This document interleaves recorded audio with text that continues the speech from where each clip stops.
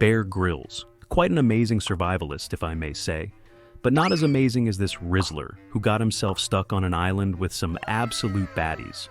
The manhwa is called Survive on a Deserted Island with Beautiful Girls, and it's about an emo boy trying his best to survive and gain the trust of the hotties, so he can eventually cream those buns. The story begins with the university students traveling on a yacht, where a four-eyed nerd named Chenyu confesses his love to the school baddie, Ye Lin. The other students talk about both of them being talented enough to get offers from companies and how they look similar to Jack and Rose from Titanic. Meanwhile, Qin Tian, away from the crowd, is busy watching our favorite bald guy on his phone. After he is done, Qin Tian thinks about how he never gets bored watching his videos when out of nowhere, a storm appears and everyone gets advised to evacuate the deck.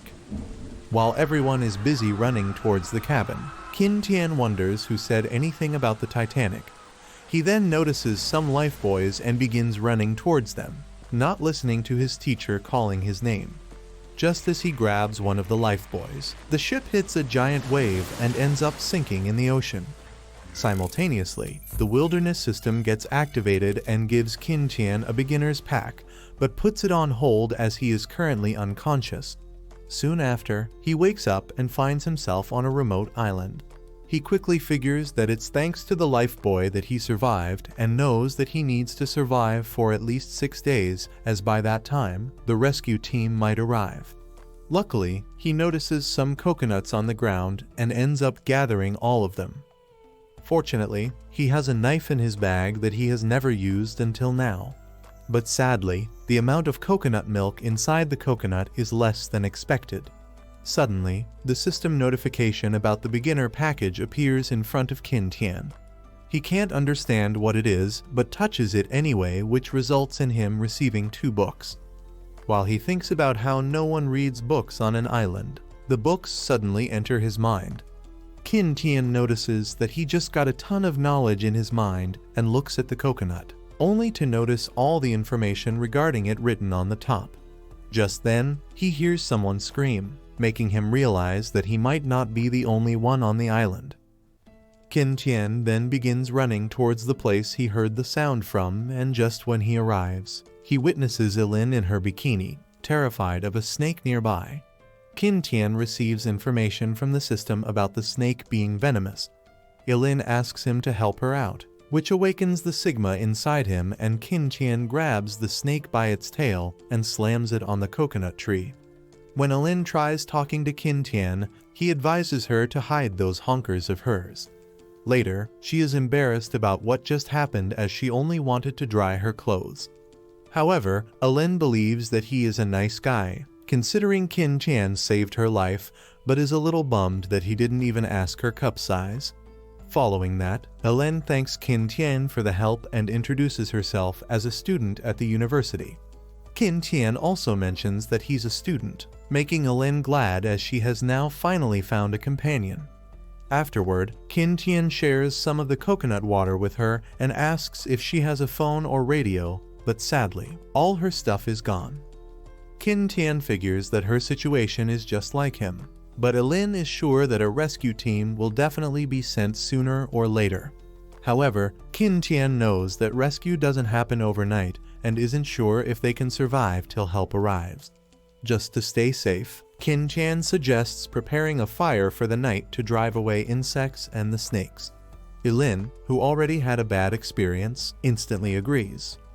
She then wonders if they should drill wood for fire, but Qin Tian wants to look for a lighter or something useful on the beach. But even after searching the beach for an hour, they aren't able to find a single thing. Seeing no traces of human beings makes Qin Tian wonder if the island is isolated from the rest of the world. Meanwhile, Ye Lin manages to find a plastic bottle and decides to throw it away, but Qin Tian stops her. When she asks what is so exciting about a bottle, Qin Tian mentions that they can build a fire with it. Afterward, Qin Tian gathers all the firewood he can find and thinks about how 99% of forest fires happen because of man-made stuff. Following that, he begins using the plastic bottle as a magnifying glass to start a fire and eventually succeeds. It is now nighttime and Ye Lin wonders how long it will take for the rescue team to find them. Knowing that it's better for Ye Lin to be optimistic instead of being depressed, Qin Tian says that it should take more than a week. Furthermore, even if they drink only coconut milk, they can easily survive for a week. After that, he picks up the snake and begins cutting it. Ye Lin questions if he plans on roasting the snake for dinner, to which he agrees. But Ye Lin mentions that she'd rather starve to death than eat the snake. Qin Tian can't believe she is still complaining, considering where they are present. Nonetheless, he begins eating the roasted snake while Ye Lin looks away. Qin Tian continues to comment on how delicious it is until Ye Lin gets mad at him and decides to eat some of it as well. To her surprise, she ends up liking the taste as well, while Qin Tian wonders why the system shut down out of nowhere. Suddenly, it appears, rewarding Qin Tian 100 points for making a bonfire. He then realizes that only he can see the system and Ye Lin cannot. Furthermore, he has only known Ye Lin for a day and decides not to tell her about the system, as if she leaks it, he'll surely become a lab rat. Since she can't see it, Qin Tian begins freely using the system and learns that the points can be exchanged for items in the system store. After that, he figures out that the system is perceived by his brain and visits the system shop, where he finds multiple books and skills. One specific book about creaming baddies catches his attention, but sadly, he is too broke to currently afford it. In the end, he concludes that the lowest price is 2,000 points, while he only has 100. Additionally, there are no quests available for him to earn points. Later, he tells Ye Lin that they still need protein to survive and suggests looking for stranded fish and shrimp along the shoreline tomorrow, only to realize that she is already asleep. This surprises Qin Tian that Ye Lin is not wary of his predator-looking face and decides to talk about it tomorrow. In the middle of the night, Qin Tian suddenly wakes up because of how cold the temperature has gotten. He notices that Ye Lin is feeling cold as well and tries waking her up. She slightly opens her eyes and seeing his ugly face up close freaks Ye Lin out. She then questions Qin Tian if he was about to take advantage of her. But all Qin Tian does is get back to the fire, advising Ye Lin to come close if she doesn't want to freeze to death. Having no other choice, Ye Lin also gets close to the fire and Qin Tian realizes that both of them don't have any warm clothes. Afterward, Qin Tian gives Ye Lin the idea of embracing each other in order to keep their bodies warm, which she instantly denies. Furthermore, she begins wondering if they don't have any other choice. After remembering there wouldn't even be a bonfire if it weren't for Qin Tian, she ends up agreeing, asking Qin Tian to close his eyes. However, Qin Tian gets confused, wondering why Ye Lin is suddenly undressing, to which she replies that people on television always take off their clothes before the act. Qin Tian reassures her that their clothes are thin enough and won't be blocking any heat transfer. Afterward, he decides to take the first step and grabs Ye Lin's shoulder, followed by him hugging her tightly. The next morning, Ye Lin wakes up, still in Qin Tian's arms, and gets excited seeing daybreak, mentioning how beautiful it looks. Meanwhile, Qin Tian hurries to go and catch some stranded shrimp and crabs near the beach. Ye Lin also follows but gets bitten by one of the crabs.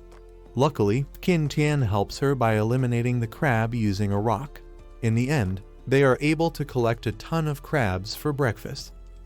After that, Qin Tian breaks the outer shell of the crab and discards the rest, making Ye Lin question why he's throwing it away when there's still meat. Qin Tian replies that she can eat carapaces only if she eats a few crabs. Apparently, crabs are cold, so if they eat too much, their stomach will be discomforted. Furthermore, he says that they need to build a refuge in the forest to prevent cold winds.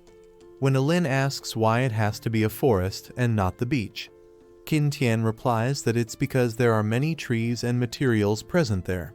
But before they leave, Qin Tian suggests gathering water and making a signal for help.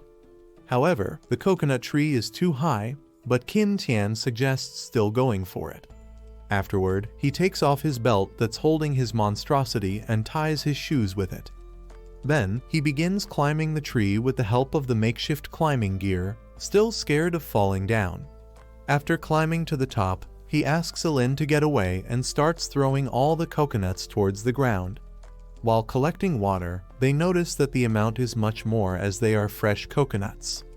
While moving to the forest, Ye Lin doesn't wish to throw the coconuts they collected, but when Qin Tian says that she could get diarrhea if she drinks too much, Ye Lin throws it away. Eventually, they walk towards the forest after writing SOS on the beach.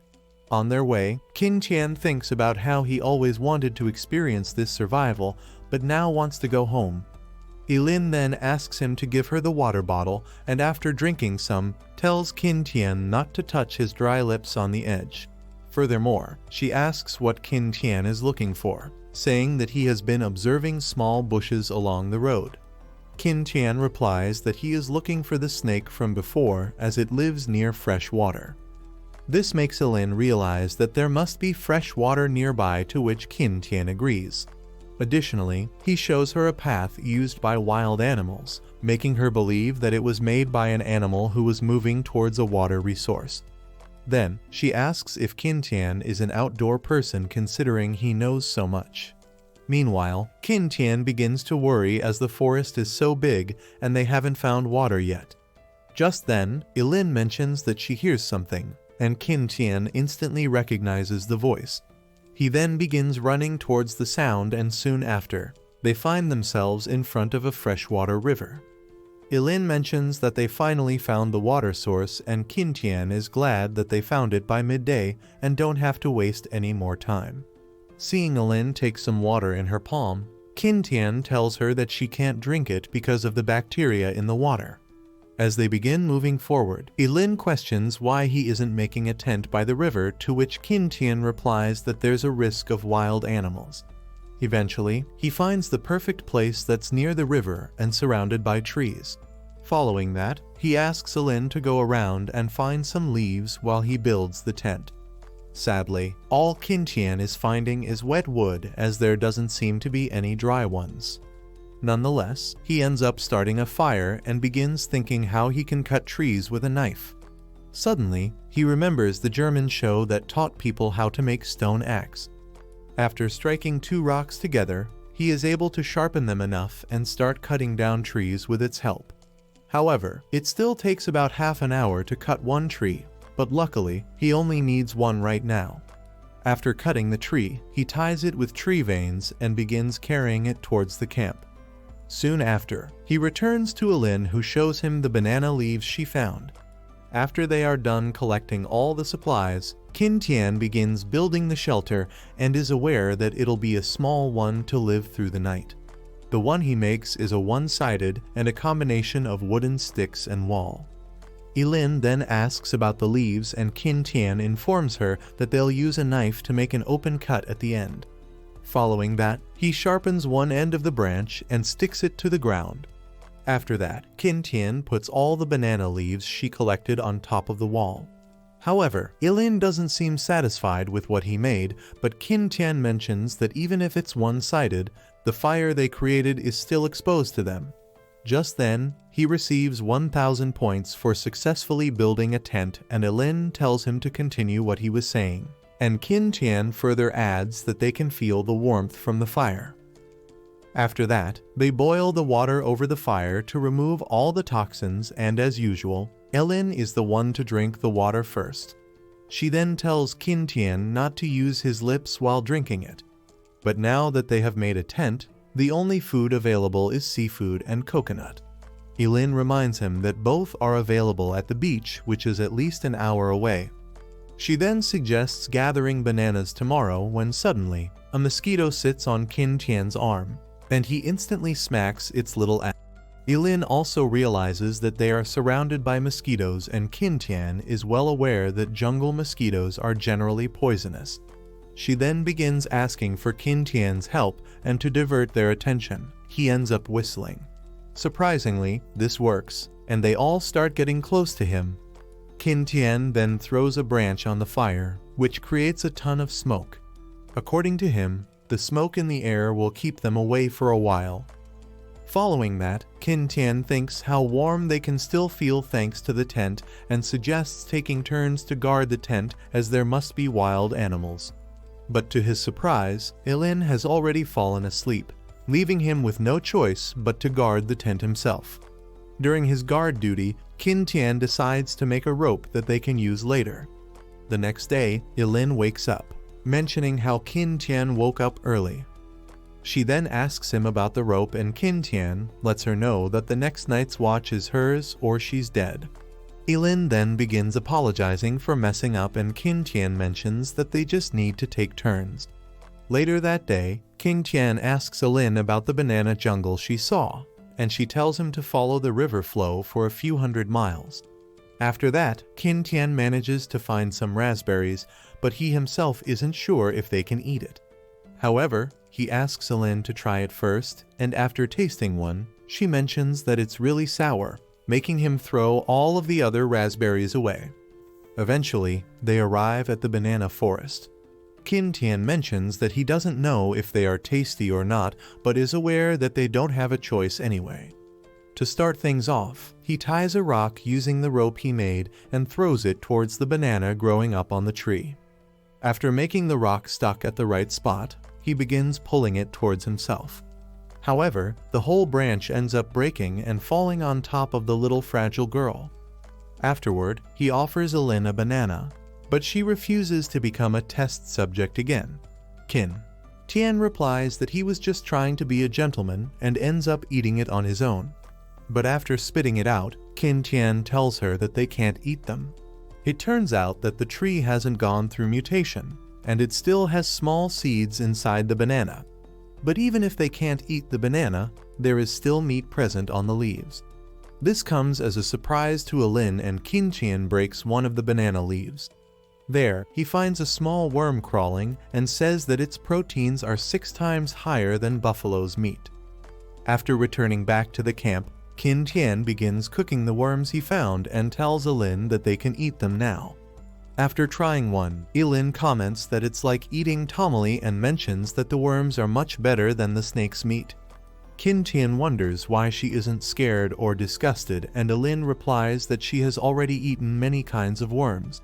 After that, he asks her to bring him the rope, only to get surprised seeing him completely mess up their water bottle. Turns out he plans to catch fish using it, and informs Ye Lin that he saw a bunch of fish in the stream earlier. Using the fish trap, the fish will be forced to enter through the inverted funnel, but won't be able to get out of the bottle. Furthermore, making the trap earns him 200 extra points from the system. Ye Lin then asks him about how they will be drinking water from now on, and Qin Tian says that he will put hot rocks in the coconut shell to boil the water. However, they still need to collect the coconuts and go to the beach, only after setting the trap. Following that, Qin Tian sets up the trap in the river, informing Ye Lin that there must be a lot of fish, and they could be hiding under the water lettuces. Just then, Ye Lin smells something familiar, and Qin Tian wonders if she smelled the hydrogen bomb he just dropped. She then begins moving towards the smell and eventually reaches the stop where the smell is stronger. Turns out the smell is coming from mint growing on the side, and Qin Tian instantly remembers that mint is pretty great in luring the mosquitoes away. Hearing this, Ye Lin makes sure to collect as much as she can. After returning back, Qin Tian suggests planting some near their camp, and the two of them begin surrounding their home sweet home with mints. After they are done, Ye Lin mentions that the mosquitoes won't be a problem anymore, and Qin Tian advises her to rest well as they need to collect coconuts as well. Later, Qin Tian gets rewarded points for making a stone hammer, making him realize that he got 2 prizes in less than a day, and that daily supplies are not hard to find. This makes Ye Lin wonder why he is so happy over a stone hammer. Sometime later, they finally arrive at the beach, where Qin Tian notices that someone had already ruined the coconuts he had gathered. However, it couldn't be a human considering how they are ripped apart. Ye Lin wonders if there are lions or tigers nearby, but Qin Tian mentions that they must be creatures who only eat coconuts. The name coconut crab comes to Ye Lin's mind, and Qin Tian agrees, saying that the traces on the sand were made by it. Then, the two of them begin following the crab's track and find themselves standing in front of a tree. After looking up, they find the coconut crab hanging out on the tree, making Ye Lin realize that it must be 7-8 kilograms. Nonetheless, Qin Tian decides to leave, but Ye Lin wants to eat it. She then notices that it is on the ground again and tells Qin Tian to hurry up before it climbs up again. However, Qin Tian tells her not to worry as it won't get away after eating his coconuts, making Ye Lin a bit concerned regarding his wicked expressions.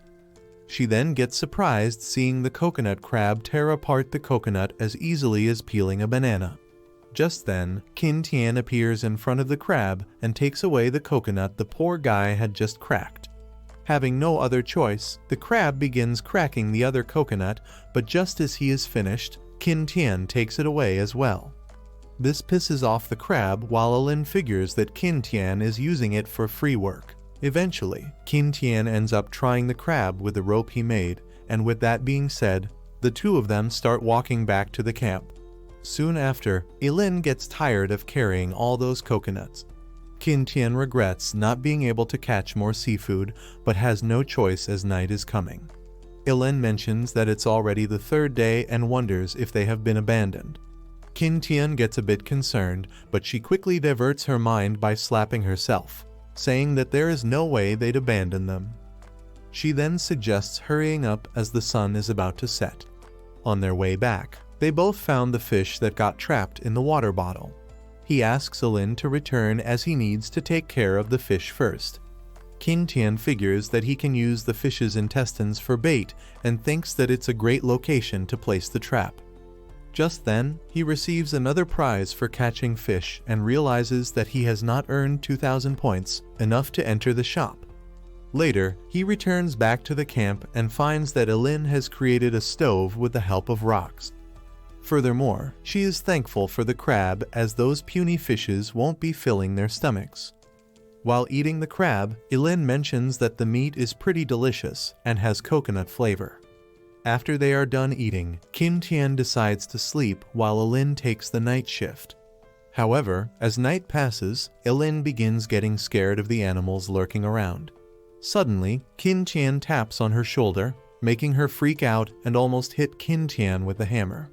Qin Tian then tells her that he'll do the night shift now, and when Ye Lin says that it isn't even midnight yet, Qin Tian replies that he just wants to be conscious enough to not get attacked by her hammer. While she falls asleep, Qin Tian decides to go through the store to finally buy something. Later that night, Qin Tian boils some water using the coconut shell and rocks and realizes that the stones have some ashes on them, which is why the water is not clear. But as long as it's boiled, he doesn't need to worry about the bacteria. Furthermore, he's eating mint as it is extremely beneficial to keep him awake. Just then, he notices Ye Lin talking in her sleep and sees her cry and shake while dreaming about something. This makes him realize that she's putting on a strong face and might lose hope if rescue doesn't arrive in a week. Nonetheless, he decides not to purchase that book about love making in the wild. After going through the store, everything seems necessary to him for survival and starts wanting them all. In the end, he decides to go with the manufacturing book as he needs to learn how to manufacture tools. After the purchase, all the information enters his mind at once, giving him everything he needs to know to live for a whole year. Additionally, he comes across a lucky wheel that gives valuable items or skills. Luckily, the system has given him one free skin as a reward for purchasing a book. The wheel doesn't seem to have any extra spot either, so he is sure to get a reward no matter what. With that being said, he finally spins the wheel and the arrow lands on an image with a cheetah on it. Qin Tian realizes that he just hit a jackpot as that skill was in the shop for 10,000 points.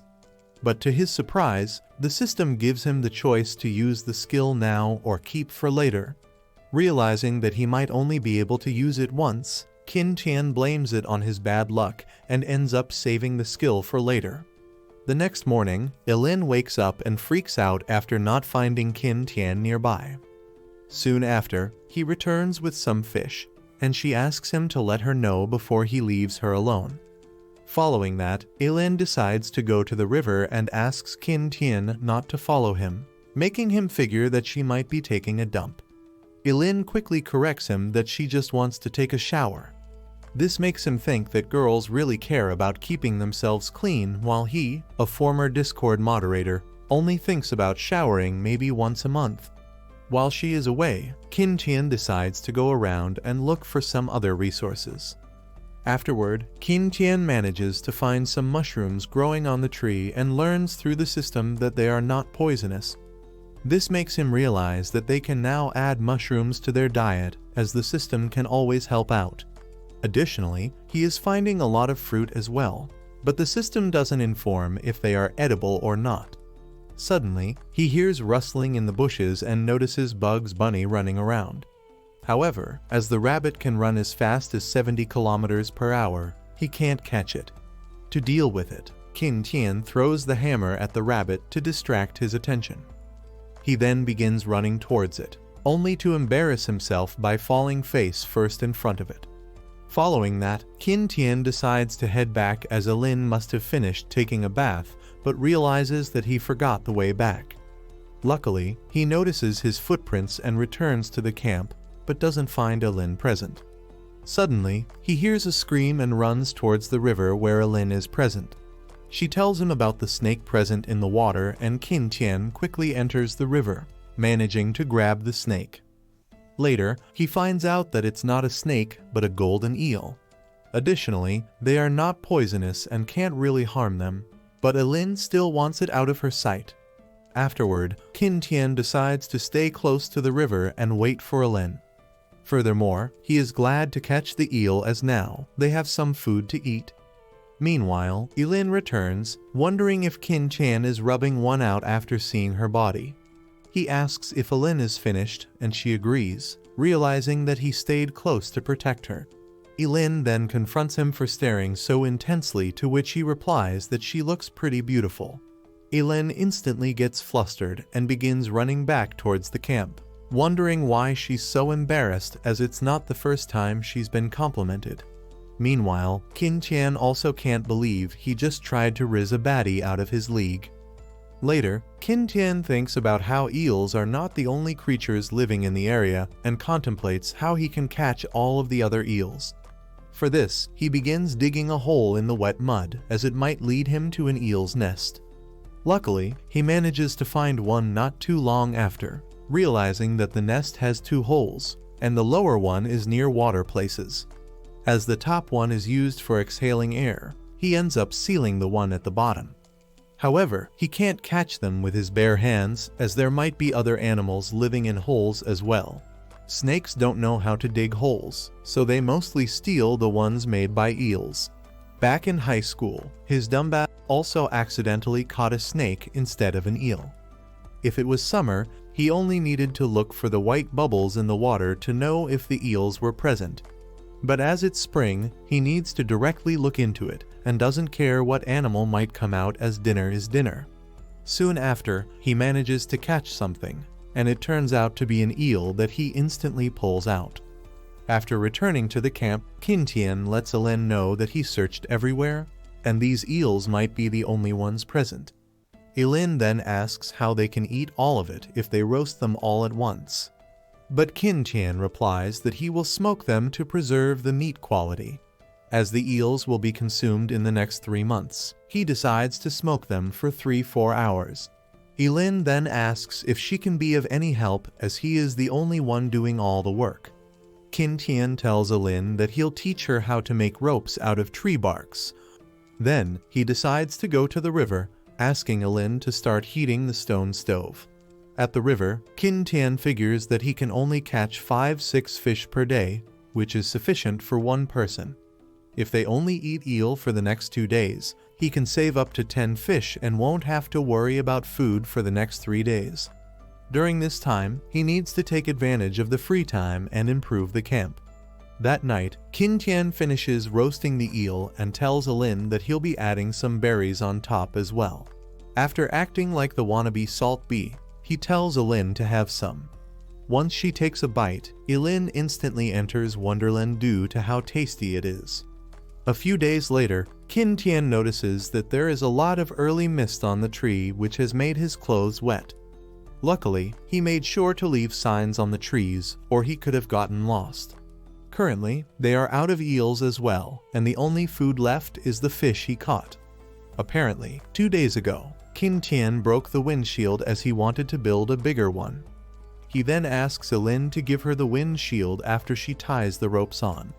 With that being said, they are able to build a bigger and more secure tent.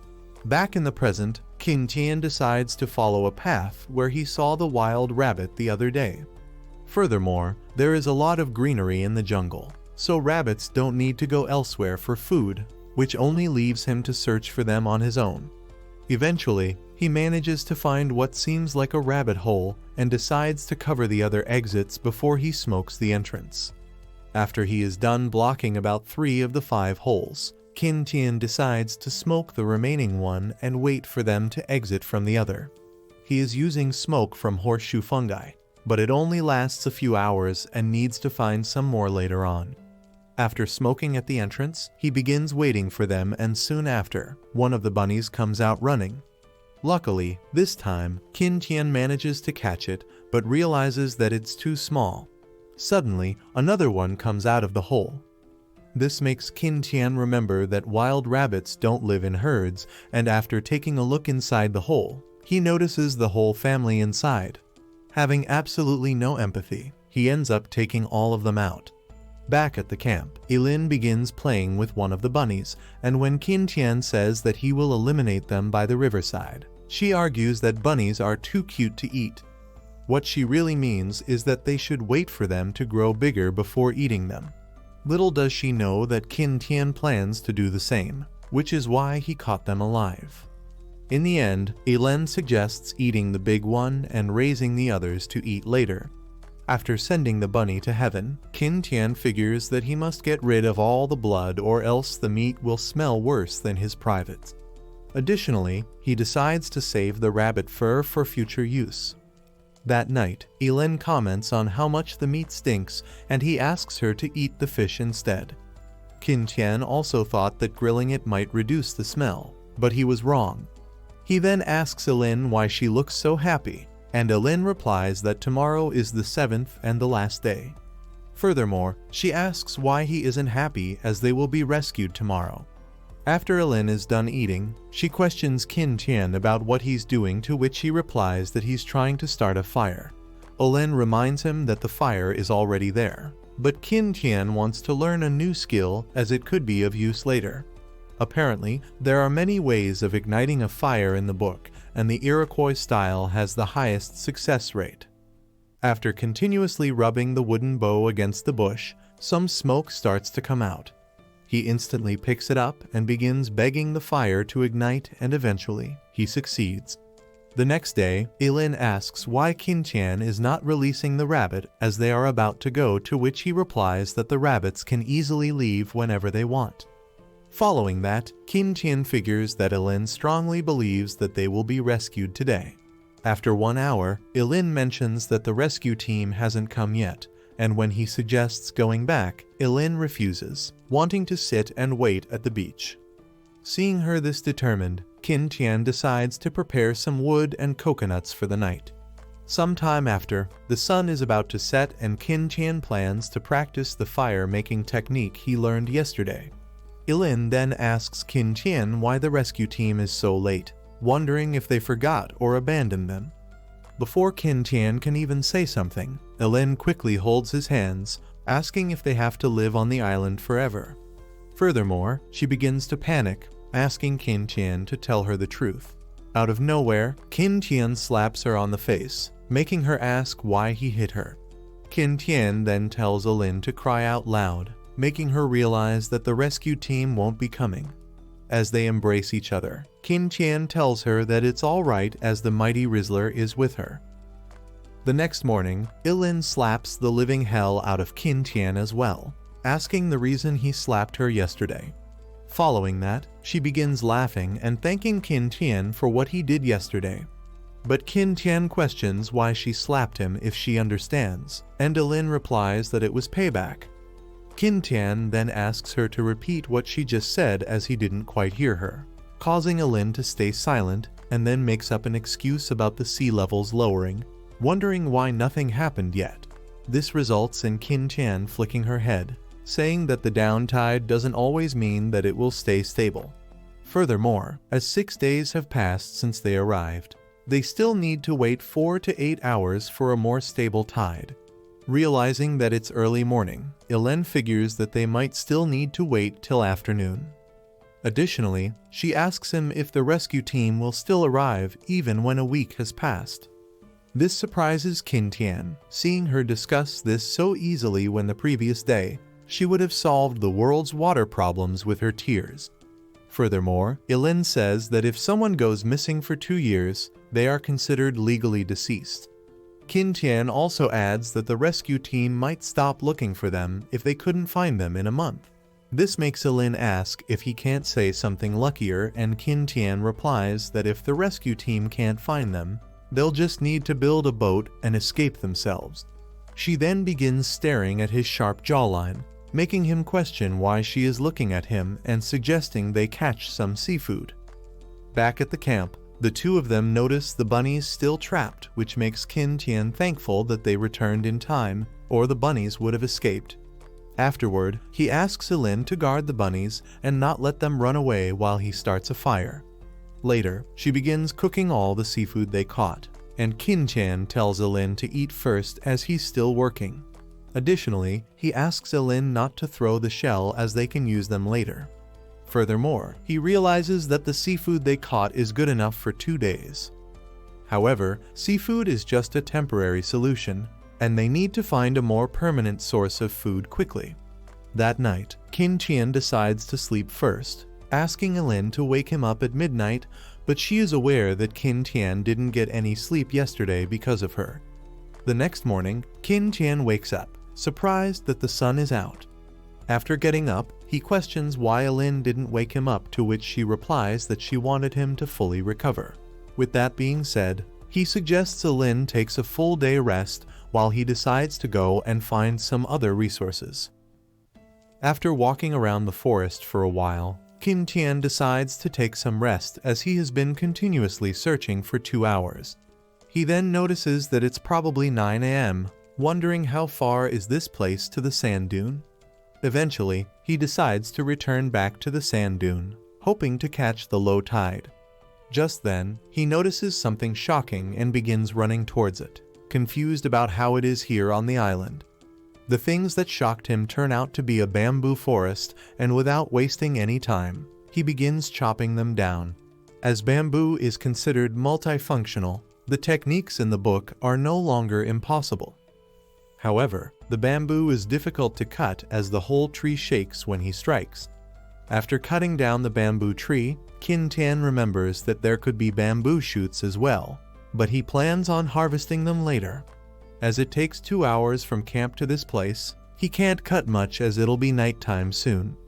After gearing up, Qin Tian decides to head back, planning on speeding up the progress from now. After returning back to the camp, Ye Lin tells Qin Tian that she prepared grilled fish as she thought he might return late. Ye Lin then asks him to eat before the fish gets cold, but all he sees is black charcoal and not a single fish in sight.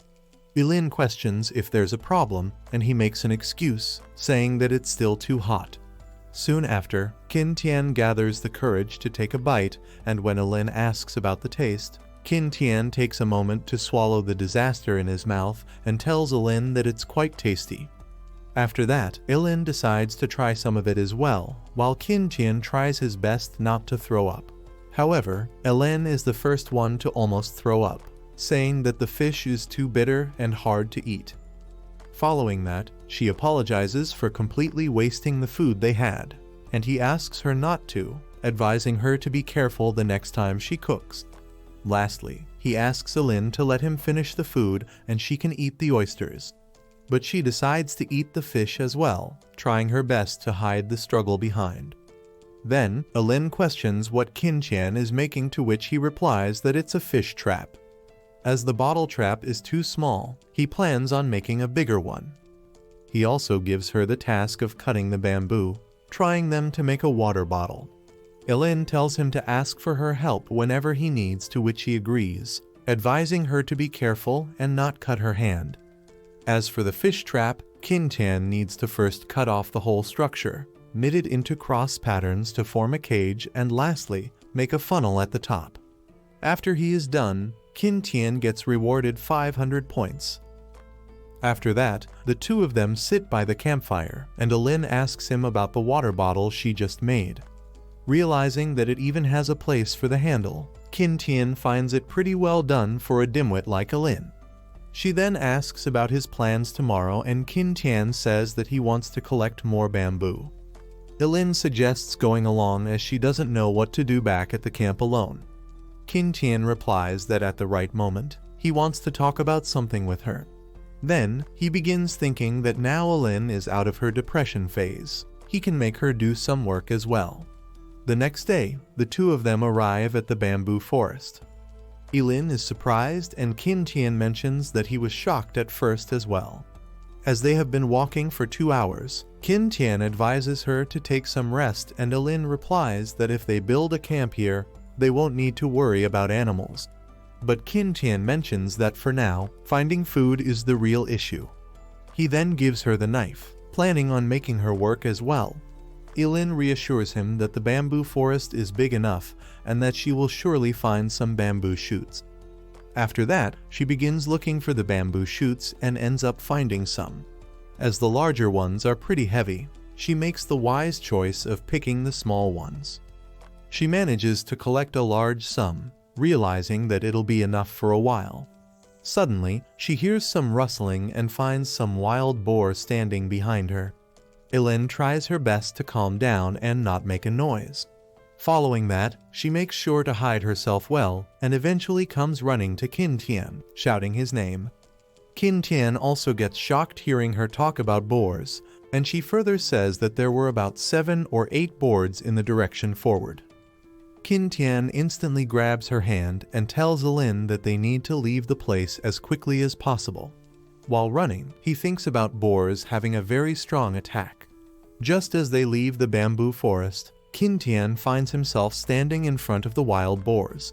Luckily, the boars haven't noticed them yet, and all the information about them enters his mind. Qin Tian whispers and tells Ye Lin to leave without making any noise, but the boar ends up smelling Qin Tian's bad breath and gets furious. This causes the boar to charge at them, making the two of them run for their lives. The herd of boars continue to run after the two of them, and Qin Tian quickly realizes that they will catch up to them in a matter of minutes. Ye Lin begins thinking that she is too tired to run anymore, wondering if this is it for her. Additionally, she decides not to hold Qin Tian back, even if she ends up dying. In the end, she tells Qin Tian to run away as she is too tired to go any further. This makes Qin Tian think if she thinks they are on a movie set, considering the dramatic lines she's saying. Furthermore, he begins wondering if he can even survive in the forest on his own. She continues to tell Qin Tian to run away, but he asks her to quit yapping.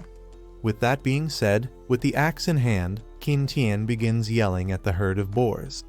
This causes the boar to rethink their decision of following them any further, while Qin Tian continues to yell, thinking that the boar probably don't want themselves eliminated and will surely ungroup.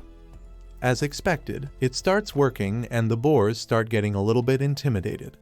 After that, Qin Tian throws his axe towards the herd, but the boar in front barely manages to dodge it.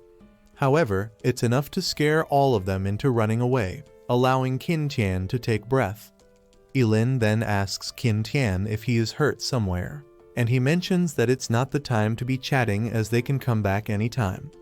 But just as he picks up his axe from the ground, Qin Tian notices one of the boars standing his ground and looking at him.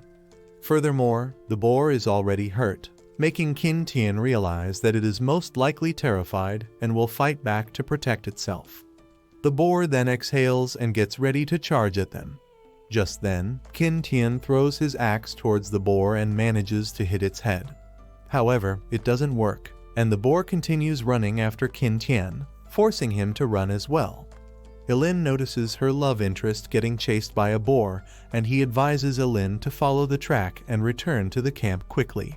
Meanwhile, he is glad that the boar is following him and takes out his system window. Qin Tian then decides to use the skill he got from the wheel spin that other day. Just as he uses the skill, it grants him the speed of a leopard, allowing him to run even faster.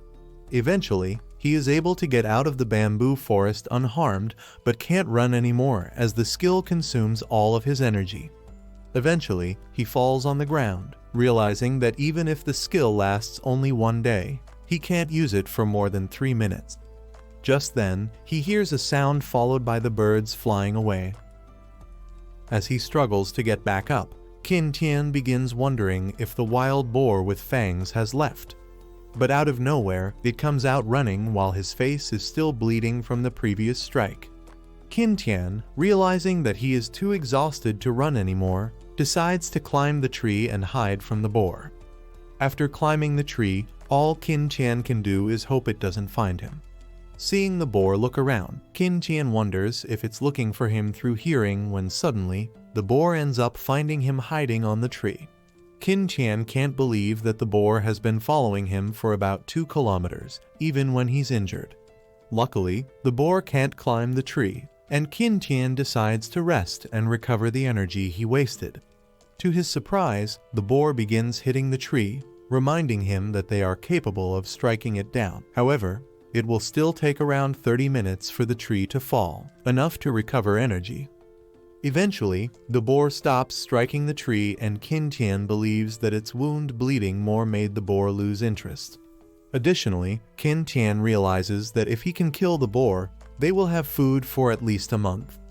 In the end, Qin Tian jumps down from the tree and begins inviting the boar to come to him. Without hesitation, the boar begins charging at Qin Tian, and at the right time, he manages to dodge the strike, causing it to go and hit its head on the tree. Luckily, it was enough to knock out the boar. Soon after, the boar gains consciousness and tries standing back up, but by that time, Qin Tian easily manages to strike the boar and end its life. Even though it stabbed the boar's head, the boar managed to get back up, making Qin Tian realize that it's all because of the boar's stick skull. The two of them continue to fight while Qin Tian keeps advising the boar to give up. Eventually, the fight ends with Qin Tian being the victor and receiving 2,000 points from the system as a reward. He then begins to wonder if Ye Lin went back to the camp and decided to head back before other animals arrive. However, the boar is too heavy to carry, so Qin Tian decides to cut it into small pieces and carry it back little by little. But at the same time, the sun is about to set, and in case some other animal finds its body, Qin Tian makes sure to cover the boar with some leaves, allowing him to completely hide the body. On the other hand, Ye Lin is making another axe, and seeing her gather axe makes Qin Tian ask her a question, to which she replies, only to later realize that he came back. Not only that, but he came back with some fish. Ye Lin, after making sure he isn't hurt, gives him a big hug, saying that she was afraid she'd never get to see an emo boy again. She questions why he's all wet, and Qin Tian decides to explain later and begins taking off his clothes, only to notice that she's still in front of him. Ye Lin tells him to take it off as they are not high school students anymore. But knowing that she is all talk, Qin Tian calls out her name and exposes his mighty pickle, making her flustered. That night, Ye Lin says that they shouldn't go back to that place, and Qin Tian tells her that he eliminated the boar. But she doesn't want him to go back, which makes Qin Tian say that they need to take the risk. He then tells her a story where a dad gets taken down by the evil sea and her wife restricts her son from going near the sea. But he always sneaks out, and when their village gets hit by a flood, he manages to save her mother because he learned how to swim.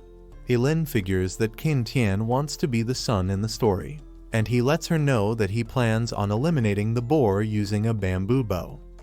The next morning, Qin Tian asks Ye Lin to collect the fish from the trap and begins running towards the boar using his speed skill. Eventually, he reaches it but finds out that other animals have already helped themselves. Luckily, some of the meat is still untouched, and he can still make a sheet of blanket using the skin. Additionally, some marks on the boar seem 1 inch deep. The boar's legs are still enough to feed them for a month, and Qin Tian needs to find material for the bow as well. After gathering everything, Qin Tian begins running back to the camp using his speed skill. Will Qin Tian be able to hunt the other boars using the bamboo bow he's making? Comment survival if you'd like a part 2 of this series. As usual, thank you for tuning in, and we'll catch you in the next one.